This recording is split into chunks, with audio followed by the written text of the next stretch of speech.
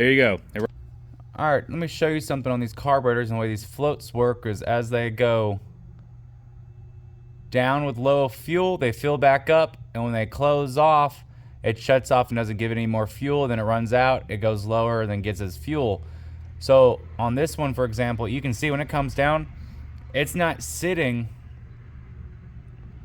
parallel. That line is not sitting parallel, which means it's closing and not allowing it to get gas, and why the machine's dying after a short period of time. So what you have to do is, on some of these, they have a little metal tab right here where the actual float sits on it, and that little tab right there is what you need to adjust to be able to allow it to fully seat and close.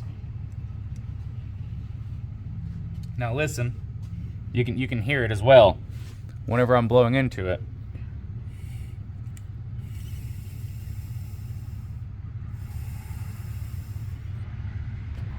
You can see when it stops, it's not parallel, it's with the actual carburetor itself. You can see that gap difference on the bottom of the float. So what we're going to do is we're going to adjust that tab that's right here and then make it to where it's going to adjust where we want it to. So for example, if it is closing too soon, what you're going to want to do is you're going to actually want to pull that tab up to allow the float to have a little bit more room to go down. One of the easier ways to do it is to get a small flathead and put it back there and just bend it up. Let me go grab one. Alright, so we got a small dirty flathead. So we're just going to take it. We're going to hold on to our float so it doesn't put any damage on it, but we're going to hold on to our float. We're going to take this flathead and we're going to get underneath our tab and we're going to pull it up. Now this one almost doesn't have enough room for me to fit it in between it. So what we're going to need to do is actually take this float completely out. Now what we're going to do is, if you see this tab right here, we're going to take that tab and like I said, we're going to bend it up so that way we get more fuel coming in. So we just come in from the bottom here. We're just going to push.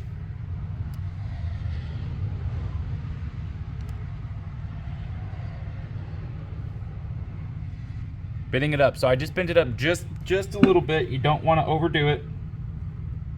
Just a little bit. Put it back in here.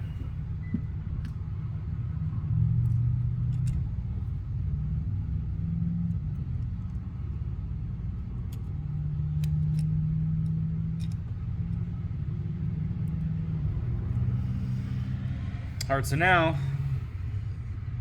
if you can see, it itself, if I fling it back,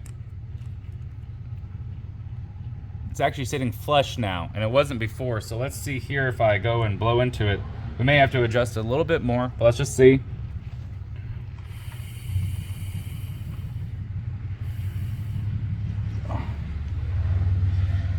You can see it now. It still needs to be adjusted a little bit, but it's already better. But that's what you're looking for, and I'm actually going to leave it there, put it back on the machine, and just see how she runs, and kind of go from there. But you can see, whenever I stop it now, it's dang near level, parallel, those two lines, and that's what you're looking for. And that's just a word of advice as far as when it comes to carburetors and our floats. All right, now that the float's good, we're going to go ahead and put our bowl back on.